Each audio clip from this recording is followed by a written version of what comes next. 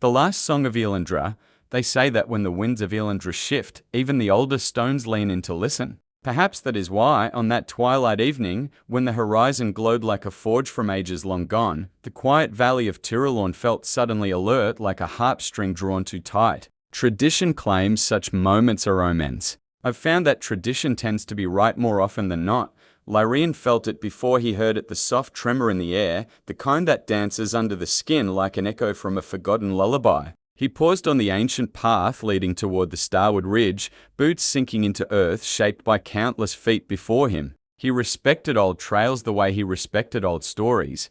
They lasted because they held meaning, even when folk forget why. The tremor came again, a ripple, faint yet unmistakable. And then a note high, clear, and impossibly distant slipped into existence like a ray of dawn cutting through fog. Lyrian straightened, instincts sharpened. A melody like that didn't wander into the world casually. It carried purpose, and purpose meant someone somewhere was calling. Well, he muttered to himself. Dry humor slipping in out of habit, either destiny is humming, or someone's forgotten how to tune their strings. A chuckle warmed his breath. But the truth curled beneath his jest. He knew exactly what kind of song it was. And he hadn't heard it since he was a child. The Song of Elyandra, older than any elder's memory. Woven before the first spires of the Ellen courts were carved. Before even the Star Watchers charted the heavens. The song was said to be the voice of the land itself. A reminder, a warning, a promise. Traditions differ on the details naturally. As traditions like arguing with each other, but they agree on one matter. The song returns only when change stirs, and tonight, it had returned with a voice bright as silver flame. Lyrian moved, long strides guiding him toward the ridge's rise. The starward trees stood tall around him, their pale trunks glowing faintly with luminescent moss that pulsed like quiet heartbeats. He remembered walking here with his grandmother, her hand cool but steady around his own, as she recited the old tale. If ever the last song sounds again, child, listen. The land does not speak without reason. Back then he'd simply nodded, eager for the sweetbread she promised afterward. Now the memory felt heavier, threaded with meaning he wished he understood sooner. The note grew stronger, sweeping through the branches in a shimmering wave. Leaves shimmered in response, each one vibrating with soft golden light. The air itself seemed to hold its breath. Lyrian reached the crest of the ridge, and there, in the valley below, stood something he would have dismissed as illusion if the ancient stories hadn't already prepared him to expect the impossible. A figure cloaked in luminous threads of silver stood at the valley's heart. Not tall, not imposing, but unmistakably otherworldly. Her form was clear, yet shifting, like moonlight reflected in rippling water. Her face was young and ageless all at once, carrying the serenity of countless seasons, lived beyond the reach of time. She lifted her hands, and with them the next phrase of the song unfurled. The melody swept upward, rich and layered, threading through stone, root, and sky. It was breathtaking and unsettling. It was not a call for celebration. It was a summons. Lyrian felt his pulse quicken. Summons rarely brought comfortable outcomes. But he wasn't one to turn from ancient duty, not when every instinct whispered that this moment would shape all that followed. He descended the ridge, pace steady, breath even. As he reached the valley floor, the luminous figure lowered her hands, her eyes finding him with surprising precision, like she had been waiting. "You came," she said in a voice soft as drifting ash, warm as lantern light. Just as the remembering foretold. "I was raised to listen when old songs start singing," Lyrian replied, offering a faint, wry lift of his brow. "Though I'm not sure whether to be honored or concerned." A ghost of a smile touched her lips. "Both would be appropriate. That's what I was afraid of." Her expression softened into something more solemn. She motioned toward the air beside her. The moment her hand moved, the world shimmered and a vision unfolded. Not an illusion, not a dream. A memory woven from light. The valley transformed around them. Massive crystalline towers rose, spiraling skyward like frozen lightning. Bridges arched between them, delicate as spider silk, yet strong enough to shape the dreams of an entire civilization. At their center stood a great hall carved from prismatic stone, humming with vibrant energy. Lyrian inhaled sharply. He knew this place not from life, but from tales whispered across generations. Elyandra, the city of harmony, the cradle of the first song, except Elyandra had vanished ages ago. One morning it had been there, the next gone as though swallowed by the horizon. What you see, the figure said gently, is what once was, and what happened. Lyrian asked, voice low. A choice, she answered. A choice that shaped the path of every living heart in this realm. A choice that now approaches once more. The image shifted. The towers dimmed. The vibrant colors drained. Not through ruin, but through fading, as though the city slipped like mist between one breath and the next. Then the vision dissolved entirely, leaving the quiet valley once more. Lyrian exhaled slowly. You're telling me Elyandra didn't simply vanish? It stepped away. Yes. Why? Her luminous eyes held entire histories. Because the harmony that sustained it began to unravel. The melodies of the world drifted out of sync. The city withdrew to preserve itself until the song could be sung anew. Until a listener could hear what must be heard. Let me guess, Lyrian said dryly, though his voice held steady resolve. That listener is me. You stand at a crossroads, she replied. You carry both memory and possibility, tradition and change. And that balance is rare. Lyrian snorted softly. My grandmother always said I was stubborn enough to argue with mountains. Does that count? It may be precisely what is needed. He looked at her more carefully now. Her presence felt familiar not in face, but in essence, like she carried echoes of every old tale he'd ever heard. Who are you? She hesitated. A keeper of what remains. A voice meant to guide the first steps of what must come next. That wasn't an answer, not fully. But he sensed she wouldn't give more yet. So why summon me? He asked. Because Elyandra stirs, she said. The city is ready to return. But it cannot do so without harmony restored. The song must be completed, its final verses carried across the land. Only then may the path open again, and this harmony, how exactly am I supposed to fix it? Her gaze deepened. By finding those who carry the fragments of the first melody. They are scattered, hidden across the realm. Some slumber in ancient places. Others walk the world unaware of what they bear. You must gather them. Only then will the last song rise in full. Lyrian absorbed her words. A quest anchored in tradition, shaped by the echoes of ages past. He already knew his answer. Perhaps he'd known at the moment the first note touched the wind. When do I begin? He asked. Her smile held quiet warmth. You already have. Light flared around her, soft but brilliant. Then her form dissolved into motes, drifting like silver petals on the breeze, leaving the valley silent once more. Lyrian stood alone, though not truly. The song remained a faint pulse lingering at the edge of hearing, waiting. He looked toward the horizon, where the last glow of dusk lingered like embers refusing to fade. Whatever lay ahead would challenge him, stretch him, reshape him.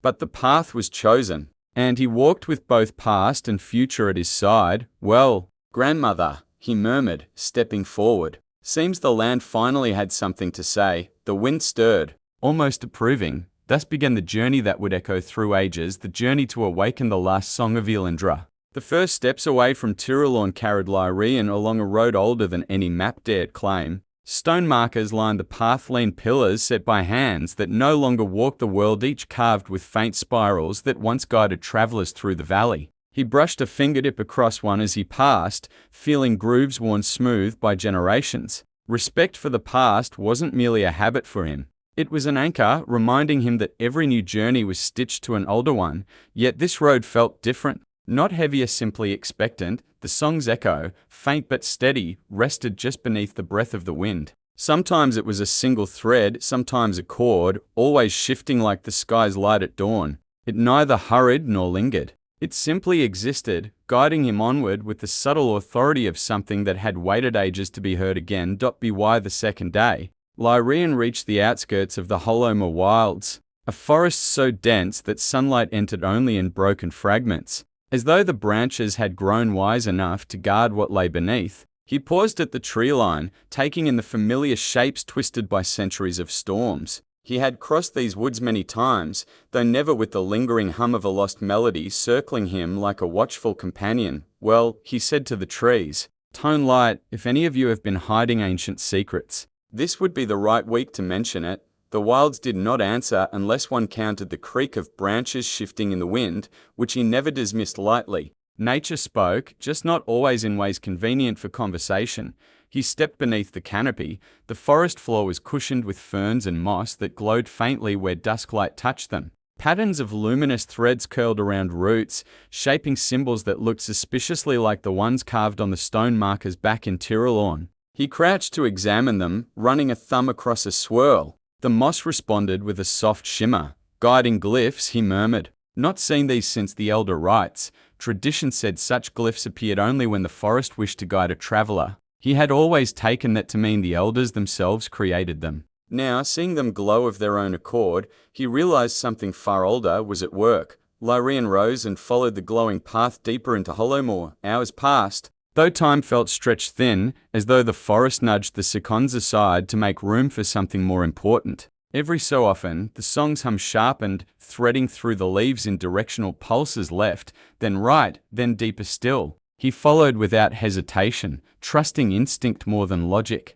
After all, logic rarely craft legends. The air grew cooler, carrying hints of ancient stone and forgotten water. And then there it was, a note, crisp, faint, but unmistakably real, not from the song itself. From someone. He stopped. Ahead, beyond a lattice of ferns, a soft glow flickered, like light dancing on still water. He moved quietly, parting the leaves with care. Beyond the veil of green lay a small clearing, circular and unmarred. At its center stood a girl perhaps 20, though her posture held the quiet confidence of someone far older in spirit. She was slender, wrapped in simple garments woven of forest fibers. Dyed in colors that blended so perfectly with the surroundings, she seemed almost part of them, but none of that caught Lyran's eye. First, what captured him was the instrument in her. Hands a crystal harp no larger than a traveling satchel, each string glowing with faint pale luminescence, and the moment she touched them, a delicate chord drifted through the clearing, bright as dew. Lyrian inhaled sharply. The sound wasn't mere music. It was a fragment, one that resonated with the song lingering in the air around him. She was one of them, a bearer. She paused mid-melody and lifted her head. Her eyes deep, calm, clear met his without alarm, only curiosity. "You heard it," she said softly. "I did," Lyrian replied, stepping into the clearing. "Though I suspect it wasn't meant to be loud enough for travelers, it wasn't loud at all. If you heard it, it means you were listening for the right thing." He offered a small, wry smile. "The land has been humming in my ear all week. Hard not to listen." She regarded him a moment, then tilted her head. "You carry something. Not in your hands. In your memory. And you," he said, nodding toward the crystal harp, "carry a melody." She blinked, surprised he recognized its nature. "You know what this is." "I know what it sounds like." His tone softened. "It's part of the first melody." Her fingers tightened slightly on the harp frame. "Very few know that name anymore. Seems today is full of surprises." She hesitated, studying him as though evaluating the weight of his intentions. But before she could speak further, the air shifted. A warm current swept through the clearing. Carrying a faint shimmer of silver light, Lyrian recognized it instantly. The keeper's presence. The same silver motes he had seen in the valley spiraled between the trees, gathering into a faint luminous outline. Not a full manifestation, more like a whisper of light woven into the air. The girl stepped back, her posture alert but not frightened. "You again," Lyrian murmured under his breath. The keeper's voice echoed gently. "Another note has been found." The girl's eyes widened. "You spoke to me once, when I was little. I thought it was a dream." "It was a memory," the keeper replied. Lyrian crossed his arms, steadying himself. "What do you want us to do?" The silver form flickered. "The path forward cannot be walked alone. The melody is waking, and its fragments seek one another. Together, you may shape what lies ahead." Her light dimmed slightly, as though distance pulled her away. "Follow the guiding glyphs," she said. "Seek the next bearer beyond the whispering span." There, harmony waits. The shimmer dissolved, scattering into the canopy like drifting sparks. Silence followed. The girl exhaled slowly, lowering her harp. "So, it wasn't a dream. And the song really is returning." "I'm Lyrian," he said simply. "Eris," she replied. "A pleasure," he said with a small, warm nod. "Though I feel neither of us chose this meeting." "I don't mind," Eris said, brushing a strand of silver-tinted hair behind her ear. "The harp has always played fragments on its own, as if waiting. If the song is calling, I'd rather follow than pretend I don't hear it." Lyrian chuckled. "Better than arguing with it." "I tried. It doesn't listen well." A small smile tugged at the corner of her mouth. "Where do we start?" "We follow the glyphs to the whispering span," he said, "and hope the next bearer isn't somewhere inconvenient, like the inside of a mountain. With our luck?" Eris teased gently. Probably. He laughed softly, quick, sharp, the kind of humor that kept his steps light even when the world grew heavy. They left the clearing together, following the faint glow weaving between the roots. Eris carried her harp in both hands, though it seemed to hum on its own, threads of gentle resonance curling into the air. Lyrien noticed how natural she seemed with it, how instinct guided her fingers even when she wasn't playing. She wasn't merely carrying a fragment. She lived it. As the forest deepened, Eris glanced sideways at him. "Why you?" she asked quietly. "The keeper chose you to gather us." He thought for a moment, stepping over a fallen trunk softened by moss. "Tradition," he said simply. "I was raised to honor what came before. Maybe the land thinks I won't mishandle it. That's a good reason," Eris said. "Also, I have an excellent sense of direction," he added lightly. "I'm sure that had nothing to do with it." The path narrowed, and the glyphs brightened, pulsing in steady rhythm. They descended a slope into a region where the air moved strangely, as if carrying voices just beyond hearing. Eris shivered. "The whispering span?" she murmured. "Just ahead," Lyrien replied. The trees parted, revealing a bridge of stone draped in vines. The structure arched over a ravine filled with clouds of pale mist, glowing gently like banked embers. The bridge was narrow, elegant, carved with spirals matching the forest glyphs. Eris paused, fingers brushing her harp strings. The notes vibrated, a faint resonance rising from the mist below. "There's someone across," she whispered. "I can feel it." Lyrien stepped forward, testing the first stone. "Solid. Shall we?" She nodded, though her breath hitched with anticipation. They crossed slowly, each step stirring faint echoes from the ravine's soft murmurs. Faint tones, the distant suggestion of harmony waiting to be completed. Eris's harp responded with gentle flickers of sound. Halfway across, Lyrien felt it, a shift in the air, subtle but clear. Not danger, not warning, recognition.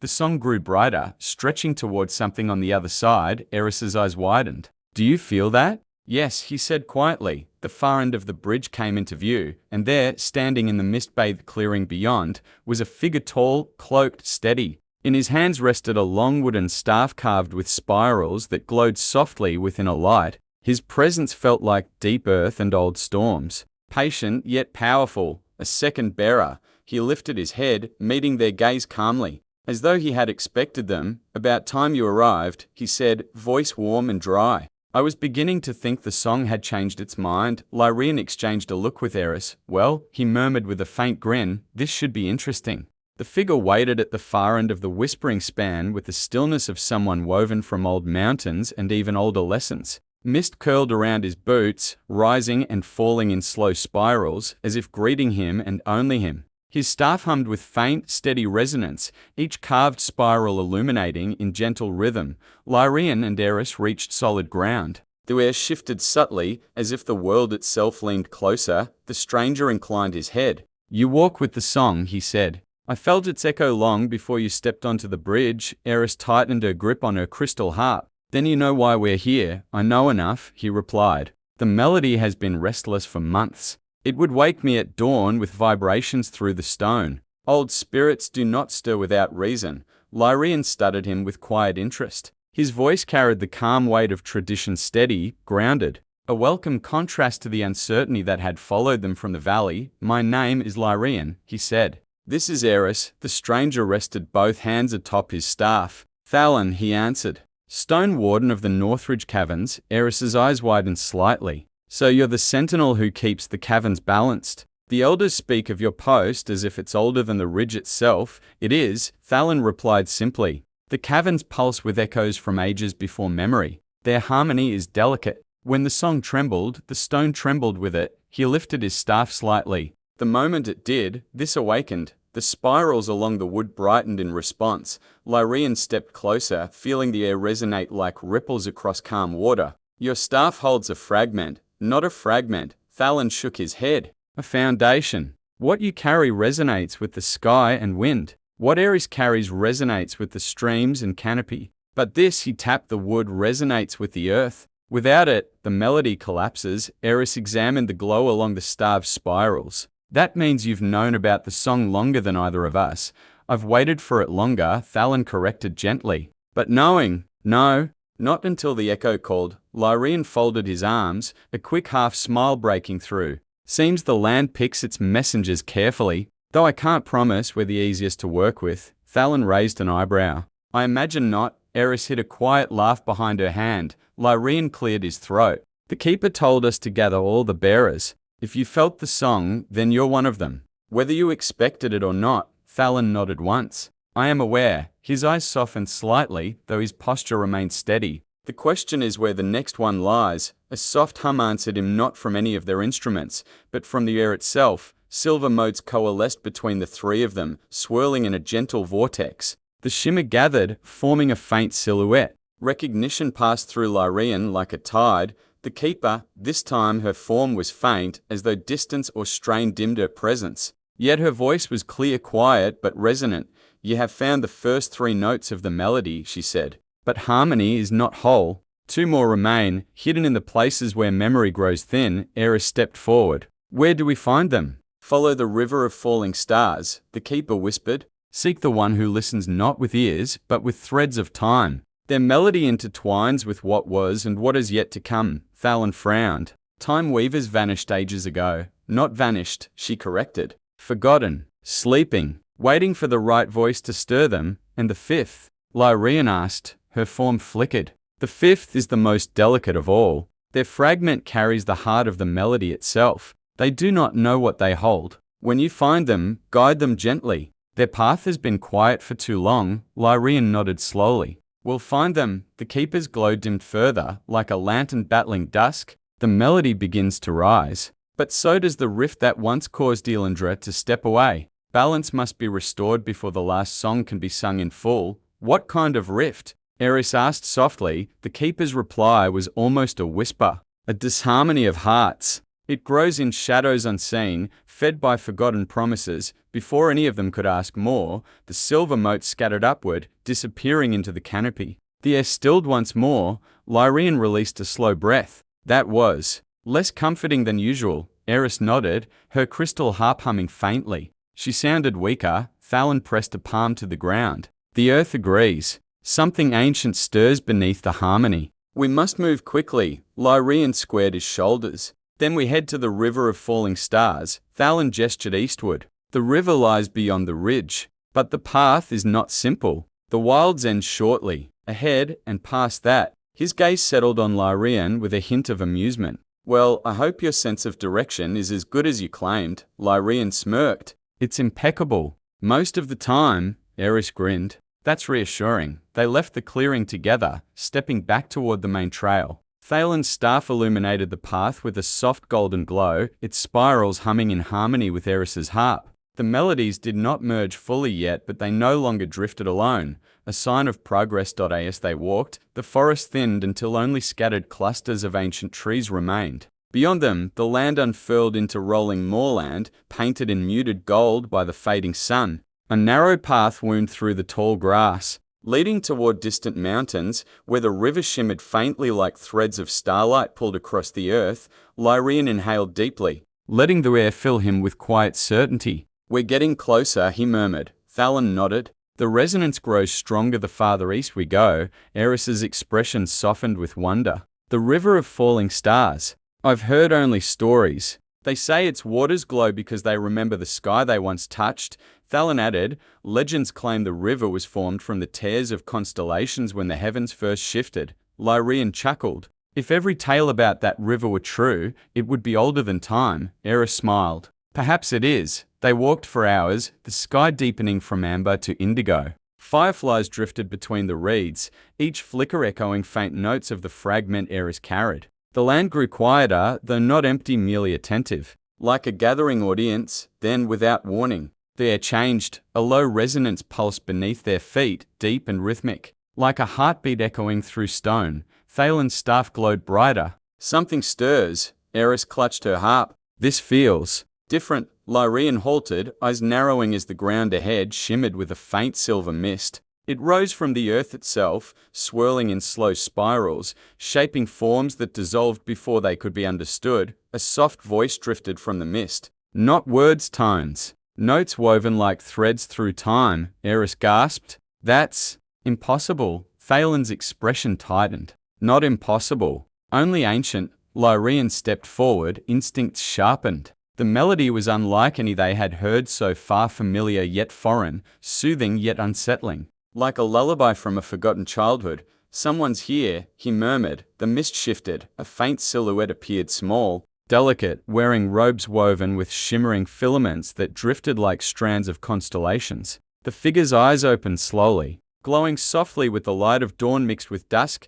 They spoke a single word, one that resonated through the moorland with crystalline clarity. Finally, Eris whispered, trembling with awe, "The time weaver." Lyrian exhaled. And the fourth note, the figure stepped closer, the mist parting around them as though bowing. "I have waded across memories," they said gently. "And now, the melody reaches me at last." Their gaze fixed on Lyrian, and so does the one who must choose, before he could respond. The mist surged upward, wrapping the four of them in spirals of shimmering resonance, and the world shifted around them, folding into a tapestry of memories and futures intertwined.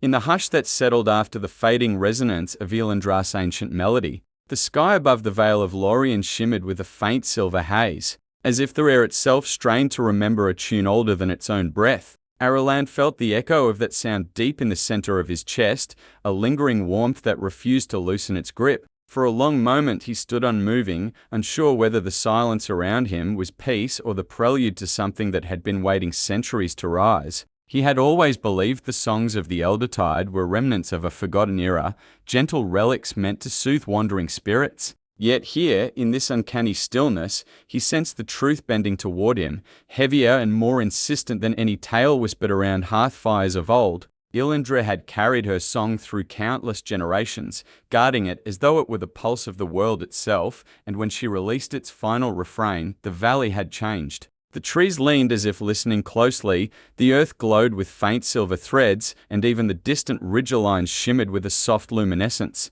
Aralan drew a breath and stepped forward, each footfall stirring faint glints of light beneath the fallen leaves. "If that was only the beginning," he murmured, "then the old stories were never stories at all." But before he could take another step, the light shifted. A low vibration rolled across the valley floor, subtle yet unmistakable, like the memory of a heartbeat long forgotten. He froze, senses sharpened. The silver haze above him rippled and pulled inward, forming a thin spiral that descended until it hovered a short distance away. The spiral expanded, its edges soft and glowing, and from its center emerged a faint figure woven of light and echo.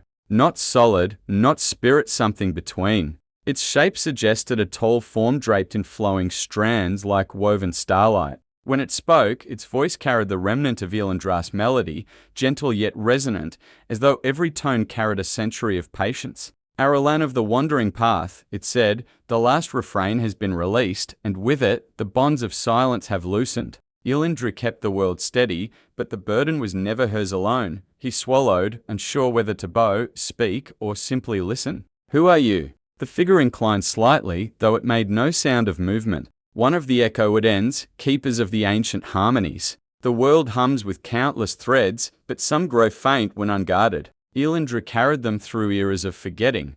That word forgetting landed heavily. "She said her song was the key," Aralan replied quietly. She never explained what it unlocked. The figure's glow brightened subtly. "Not what? Who?" Aralan felt a faint tremor run through his chest, the same place where the echo of the melody lingered. The echoed lifted an arm, and the valley around them shimmered. Scenes formed in the air like memories projected through fog, Elyandra wandering through distant lands, with a quiet resolve in her eyes. Elyandra standing beneath towering trees, whose leaves glowed within a radiance. Elyandra listening, always listening, to a voice carried only by wind and time. Aralan recognized the pattern before the figure spoke. "You are tied to her melody because her melody was tied to you," the echoed said. "She sought you long before you took your first breath, long before your name was etched into stone or spoken by kin. You were woven into the harmony from the beginning." Aralan felt the ground steady beneath him as 1,000 unspoken questions collided. "Why me?" "Because the thread responds to you," the echoed replied. Elyandra safeguarded the world through her song. "But the final harmony requires another voice, yours." The soft glow around the figure pulsed, and the silver haze nearby coiled into a sphere of shimmering mist. Within it, Aralan saw strands of light twisting like the internal architecture of a living melody. "This is the resonant core," the echoed continued. "It awakens only when the last song has been released. It binds to one who carries both remembrance and renewal. Aralan hesitated. The sphere glowed with a beauty that felt both inviting and overwhelming, like standing before something meant to reshape the very air around him. If I take it, he asked, what will happen? You will hear the harmony that sleeps beneath the world, and you will be called to continue what Elyandra began. For a moment, Aralan closed his eyes. Images surged. Elyandra standing at the edge of a cliff, singing into the wind with a serene expression. The way her voice seemed to awaken the horizon.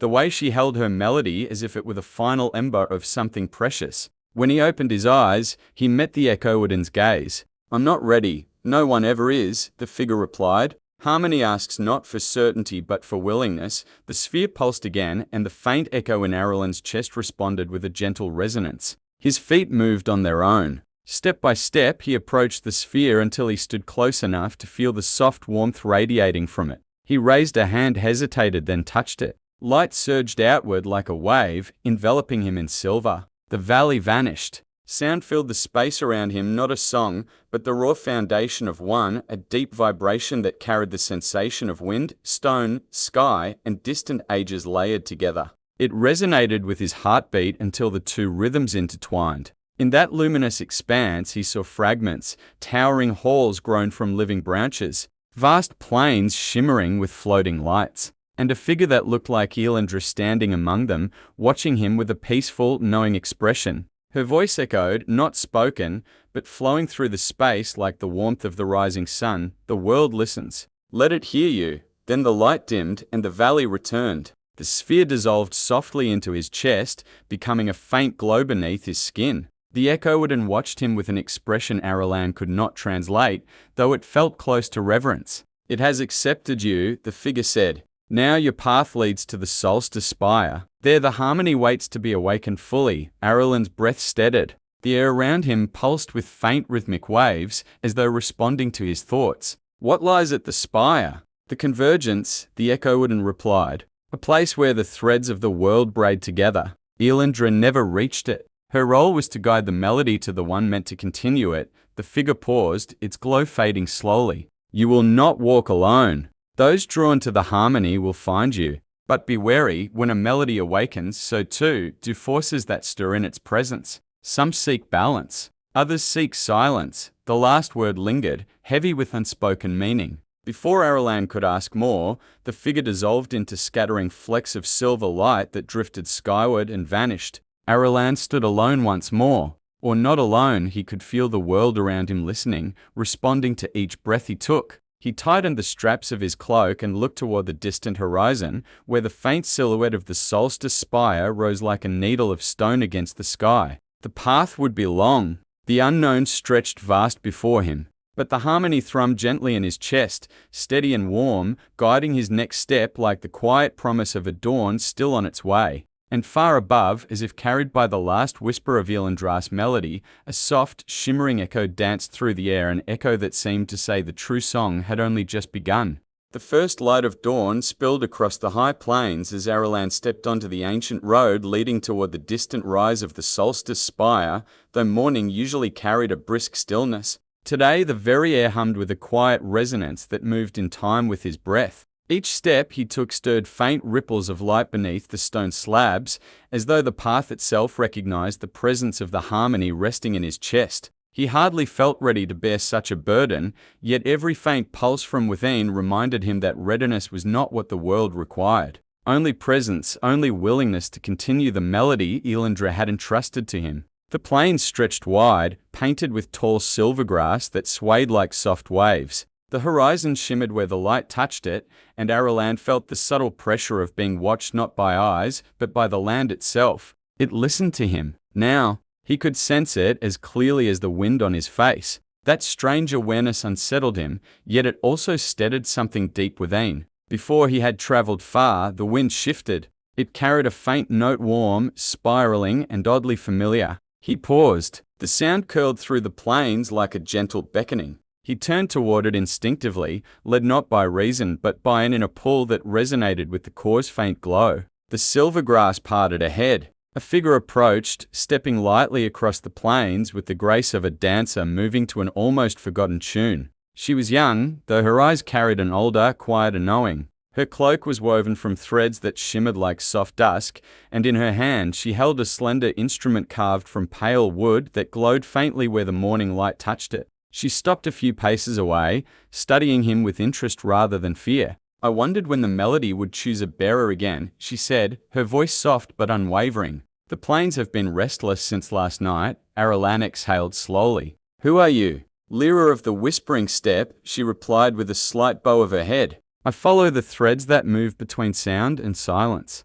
And last night, the threads shifted. Her gaze drifted to his chest, where the faint glow pulsed beneath his tunic. So it's true. The core has awakened. He resisted the urge to step back. There was no sense of threat from her, only calm curiosity tinged with a familiarity he couldn't place. How do you know about the core? The songs of my people speak of it, she replied. We listen for echoes most others overlook. When the last bearer released the final refrain, every whispered thread trembled. We felt it even in the hidden valleys. Her expression softened. You must have known she carried something extraordinary, Aralan nodded. I knew. I just didn't understand. Understanding will come, she said gently. The melody rarely reveals everything at once. She lifted her instrument, letting her fingers brush lightly across the strings. A single note shimmered through the air, and to Aralan's surprise, the core within him responded with a quiet pulse that sent warmth across his chest. You feel it too, she observed with a small, knowing smile.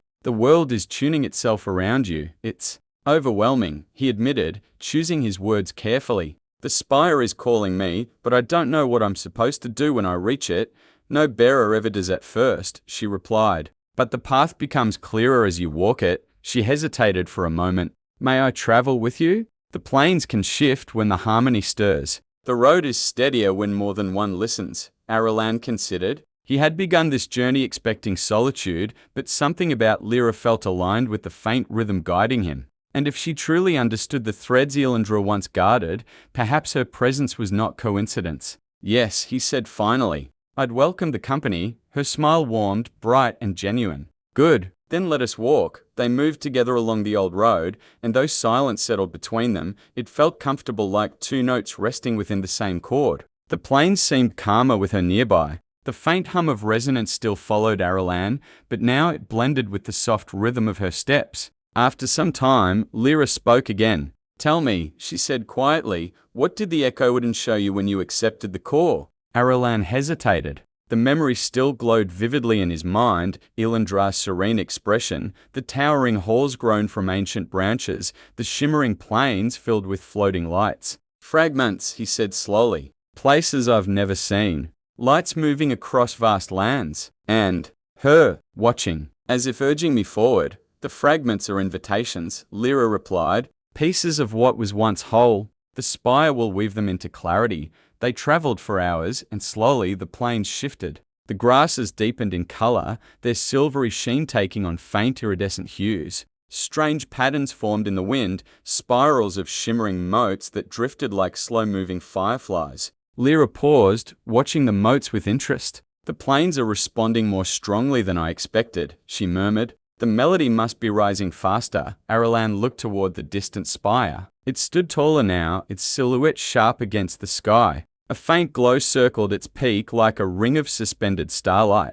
Does the world always react like this? He asked. Only when the harmony awakens after long silence, she replied, and never gently. The faint hum around them suddenly deepened. Aralan felt the core surge with a stronger pulse. Lyra's eyes sharpened. Wait, she whispered. Something's shifting. The wind slowed. The grasses stilled. Silence fell deep, layered silence that pressed against their ears like thickened air, and then the ground beneath them trembled softly, as if releasing a breath it had been holding for ages. Aralan reached instinctively for balance, but the tremor was gentle, almost cautious. Lyra stepped forward, her expression focused. It's forming. Before Aralan could ask what she meant, the silver grass parted in a wide arc. Light threaded upward from the earth, weaving itself into a towering figure of shimmering strands. Not an echoed, and the shape was broader, rooted, as though sculpted from living resonance rather than echo. Its form shifted with gentle pulsations, like a tree of light shaped into a guardian stance. When it spoke, its voice flowed like wind through ancient branches. Bearer of the core, it said, your presence has awakened the Plainswarden. The harmony rises, and the balance must be guided. Lyra bowed her head. Honored Plainswarden, she murmured. Aralan swallowed. I don't know what balance you mean. You soon will, the Plainswarden replied. For the melody does not rise alone. The wind stirred at its words. Far off in the horizon, a faint shadow shifted, subtle but unmistakable, like a ripple in still water. The Plainswarden's glow dimmed slightly. There are forces that prefer stillness over harmony, it continued. They stir now, sensing the core's pulse. The spire guards the convergence, but it cannot hold without the bearer. Aralan felt the weight of the message settle deeply. Will they come for me? The Plainswarden shook its head. They come for the song. You merely carry it. Lyra stepped closer to Aralan, her voice steady. We must reach the spire before they draw nearer. The Plainswarden lifted one shining arm. The road ahead brightened with a thread of silver light that raced across the plains toward the spire. Follow the tuned path, it said,